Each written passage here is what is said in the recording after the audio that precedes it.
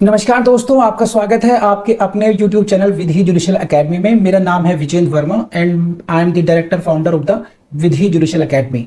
We provide coaching for the judicial services exams, and through this video we are trying to reach out to you to provide you full professional exam oriented coaching for the judicial services, and that is free of cost. इन classes में जो videos हम आपको provide करेंगे, we are going to provide you the entire foundation course including all the books, including all the details, whether it is required for the prelims or mains or for the guidance for the interview. Means in videos को आपने सिर्फ इतना करना है, sequence में देखना है, playlist को अच्छी तरीके से देखना है। सब्जेक्ट वाइज मिल जाएंगे आपको, CPC, constitution, contract, BNS, BNSS, इन सब की प्लेलिस्ट आपको सीक्वेंस में मिलेगी। इन प्लेलिस्ट को देख करके आपने you have to take the coaching from the scratch. First video से लेके लास्ट वीडियो तक आपने करना है। उन्हीं वीडियोस में आपको गाइड किया गया है कि किस तरीके से आप किसी को कोई सा particular provision, section, sub section उसको प्रीलिम्स के लिए पढ़ना है क्या, मेंस के लिए पढ़ना है क्या, और उसके किस तरीके से नोट्स करने चाहिए, कैसे आपको रिवीजन करना चाहिए। इन्हीं वीडियोस में डिटेल में गाइडेंस आपको मिलेगी। तो प्लीज आपसे ये रिक्वेस्ट है, आप ये ना समझें कि यूट्यूब में फ्री में दिया गया है तो फिर ऐसे ही होगा। ये वो प्रोफेशनल कोर्स है जिसके लिए हम लोग अच्छी खासी हाई फीस लेते आए हैं स्टूडेंट से, लेकिन एक टाइम आता है इंसान को समाज के लिए भी करना चाहिए, और उसी इंटेंशन के साथ में we are providing you the entire course free through the YouTube channel Vidhi judicial academy. तो प्लीज हर वीडियो की जो थंबनेल है उसको देख करके आपको आइडिया लग जाएगा कि इसका सब्जेक्ट क्या होने वाला है। कुछ टॉपिक्स ऐसे होते हैं जिनको एक लेक्चर में कवर नहीं किया सकता, तो उसमें लेक्चर नंबर 1, 2, 3 सीक्वेंस से मिलेगा। प्लीज उस तरीके से देख लीजिएगा, और नोट्स आपको अपडेटेड मिलेंगे, उसके लिए कहीं जाने की जरूरत नहीं है। नोट्स का जो लिंक मिलेगा आपको डिस्क्रिप्शन बॉक्स में मिल जाएगा आपको। And thank you very much, wish you all the best. अब क्या होगा, डिफेंडेंट विल अपीयर, तो on the appearance of defendant, है ना, the court shall direct the surety to discharge from his application. कि भाई साहब डिफेंडेंट आ गए, आपकी ड्यूटी खत्म। अब फिर कम्युनिकेशन होगा, संवाद होगा डिफेंडेंट के साथ, है ना। And shall call upon the defendant to find fresh security, कि भाई दोबारा लाइए, फ्रेश लाइए। कुछ समझने वाली बात तो नहीं है, यहाँ पर कोई कॉन्सेप्ट नहीं है, केवल ये बताना है आपको क्वेश्चन कहां कहां से आएंगे। We can proceed next. Where the rule 4, where the defendant fails to comply with any order under rule 2 or 3। rule 2 में क्या था, पहले सिक्योरिटी नहीं दे पाया। रूल 3 में क्या हो, फ्रेश सिक्योरिटी नहीं दे पाया। तब क्या होगा, यहां से क्वेश्चन प्रीलिम्स में आते हैं। The court may commit him to civil prison until the decision of the suit. यहां से क्वेश्चन आएगा कि अगर वो सिक्योरिटी नहीं दे पाता, इफ ही फेल्स, या पहले किसी को पटा लाया था, वो भाग गया तो दूसरा नहीं मिल रहा, तो फिर going to civil prison, and this is the question where he will be sent to civil prison until the decision of the suit, and where decree is passed against the defendant until the decree has been satisfied। कब तक, कि अगर decree pass हो चुकी है तो जब तक डिक्री का सेटिस्फेक्शन ना हो जाए, मीन संतुष्टि ना हो जाए, मतलब डिक्री अमाउंट रियलाइज ना कर लिया जाए, तब तक। इसको आप इस स्लाइड में देखिए, मुझे पूरी उम्मीद है आपका नुकसान नहीं होगा, फायदा ही होगा। देखिए इधर, please see this side. Failure of defendant to comply with rule 2 और 3, क्या होगा, कोर्ट क्या करेगी, court will commit the defendant to civil prison, और यहां से भेजेगी कब तक के लिए, until the decision of the suit. और अगर डिसीजन हो चुका है, decree has been satisfied, until the decree has been satisfied. अगर कब, वेयर डिक्री इज पास्ड, समझे। लेकिन इसमें भी कुछ प्रोविजन है, यहां से क्वेश्चन आएंगे प्रीलिम्स के। Please highlight, write down P for prelims for you. Durations आ गई आपकी, ठीक है।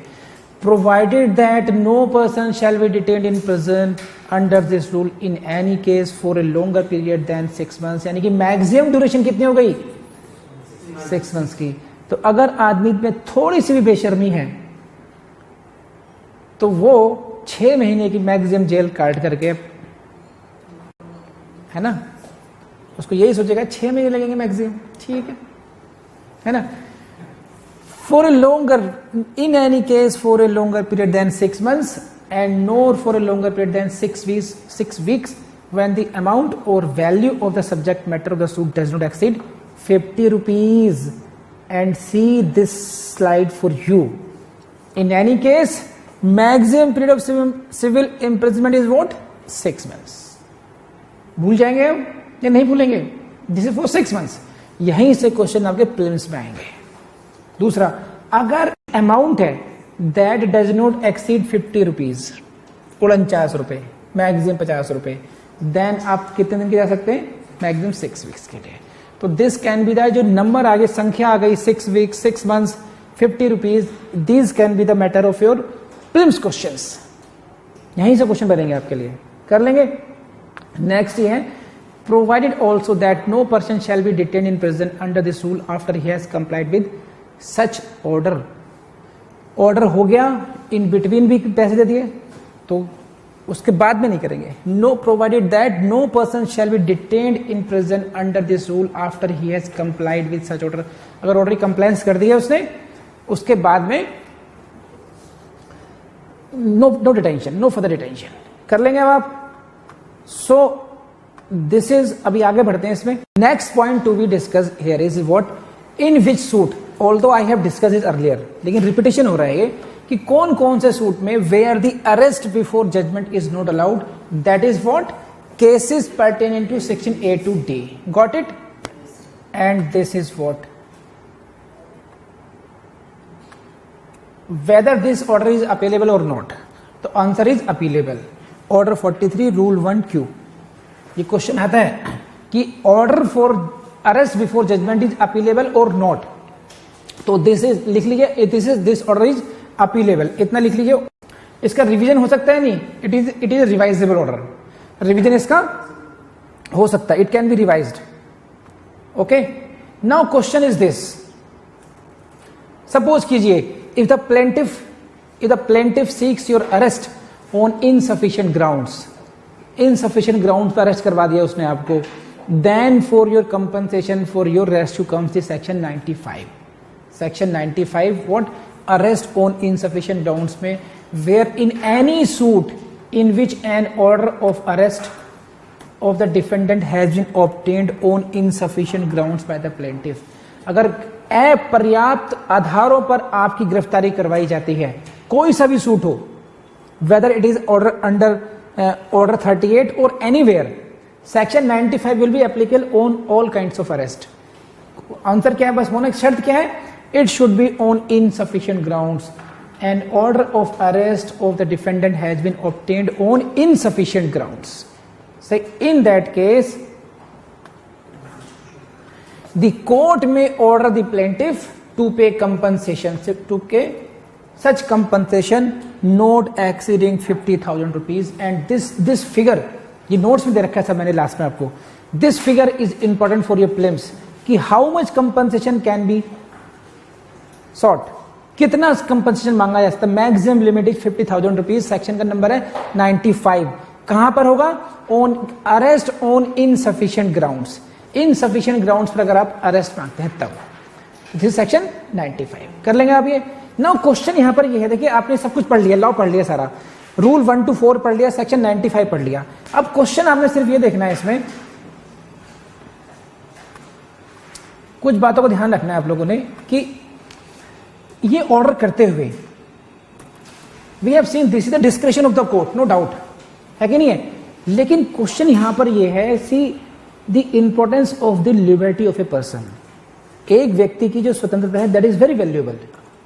You can not count, you can not compensate that in terms of money. अगर आपने आपको एक दिन के लिए गिरफ्तारी करा दी जाए, एक दिन के लिए जेल में भेज दिया जाए, तो can it be compensated by any amount? No.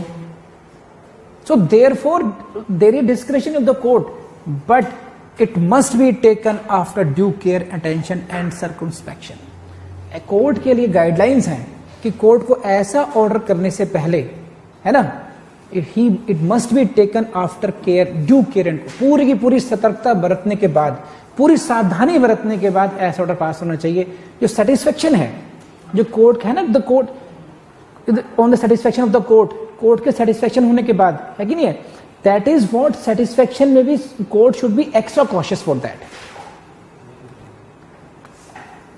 Before a court acts under this rule, it must have reason to believe on adequate material that unless the power is exercised, there is real danger that defendant will remove himself or his property from the jurisdiction of the court.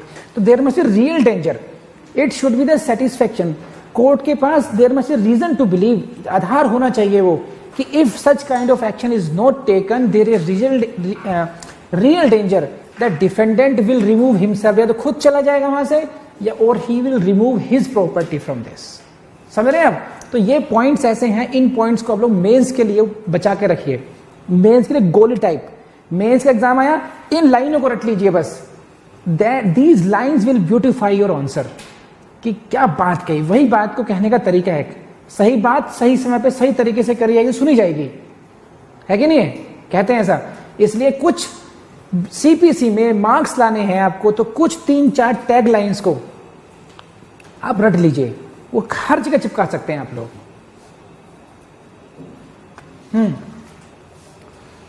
Hence the power of arrest cannot be exercised to secure any execution of decree. कि केवल ऐसे मतलब यूं नहीं कर सकते आप कि बस एग्जीक्यूट करवाना डिक्री को तो ले लिया order. It's a special order. It should be issued only under compelling circumstances. So, court will have to see this. An application for the arrest may be made by the plaintiff at any time after the plaint is presented. ध्यान रखना, इसको मैं पहले भी कह चुका हूं. Again, this is repetition कि at any time after the plaint is presented. Plaint आ गई, सूट का मत, suit is instituted now. Now you can seek the order under order 38 at any time after the presentation of plaint. And why I am repeating it? Because you will see the question in prelims कि कब plaint has been filed, written statement has not been filed, तो क्या order हो सकता है? समझ रहे आप? plaint फाइल हो गई, अभी संबंध सर्विस भी नहीं हुई है डिफेंडेंट पर, और आपने कहा तुरंत ऑर्डर, एक एप्लीकेशन लगा दी 38 में कि पहले उसको अरेस्ट करो आप. Is it possible? Technically it is possible. क्यों? एट एनी टाइम लिखा है, एट एनी टाइम, है कि नहीं है? Even before the service of summons is affected on the defendant. Please इसको आपके नोट्स में लाइन दे रखिए, हाईलाइट कर लेना. यहां से you will see the prelims question and maybe you may see the question in mains as well. Why I am saying? I show you. Where at any stage of a suit, suit will be instituted when the plaint is filed. The moment plaint is filed, we can say suit is instituted. Now at any stage, and that may be even before the service of the summons is effected on the defendant. समझ में आई बात? आपको नहीं आई? कर लेंगे अब.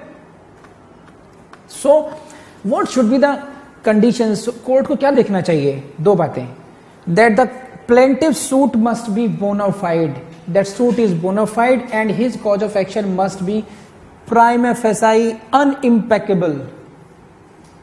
लगना चाहिए कि भाई ये जो सूट लाया है plaintiff, that is bona fide suit है इसका, एंड लग रहा है prima facie case, then he will win this case.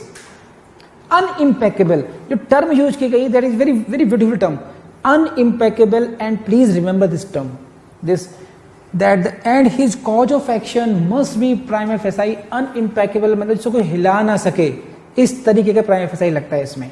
Subject to his proving the allegations in the plaintiff means what, कि उसको केवल एक फॉर्मेलिटी है, इसको एक प्रोसीजर से गुजरना है, इसको प्रूव करना है case, otherwise it seems that he will prove it.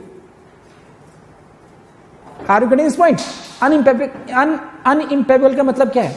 जैसे एविडेंस ऑन रिकॉर्ड, सारे डॉक्यूमेंट्री एविडेंस है, सब कुछ इलेक्ट्रॉनिक रिकॉर्ड के रूप में सामने है, सिर्फ फॉर्मेलिटी है कि as per the rules of evidence act it is to be proved only. Unimpeachable है, ये होना चाहिए. एंड बोनाफाइड लेकर आया, वाकई में ही इज रियल पीड़ित, रियल विक्टिम है ये. And the court must have reason to believe on adequate material that unless this extraordinary power is exercise there is a real danger. समझे? That defendant will remove himself और his property. ये court को विश्वास होना चाहिए. तो दो बातें हो गई, प्लेंटिफ का सूट बोनाफाइड है, अनइम्पेकेबल है, और सेकेंडली कोर्ट को there is a material the court has reason to believe that there is a real danger, ये भाग जाएगा। Plaintiff nice person, nice suit, unimpeachable, and the defendant की जो इंटेंशन है which are very much evident from his deeds, removing himself, removing his property, that there is a real danger। कर लेंगे आप। So this is all about this। तो please this is order 38 rule 124, arrest before judgment. ठीक है, please, thank you. आपने एक बात note की होगी कि आपने जो बचपन में याद किया, जैसे टेबल याद की या रिलीजियस कुछ आपने कोई आरती, कोई नमाज, कोई गायत्री मंत्र याद कर रखा होगा, तो आपको हमेशा याद रहता है। वो क्यों रहता है? क्योंकि रिवीजन बहुत किया होगा। उसी तरीके से मैक्सिमम फेलियर्स इसलिए होते हैं, ध्यान रखना, कि लोग याद नहीं करते, केवल पढ़ते जाते हैं। तो दोस्तों, आप ये गलती बिल्कुल नहीं करेंगे। जितना भी आपने पढ़ा है, आप खुद से पूछना कि आपको वो याद हो गया है, नहीं हो गया।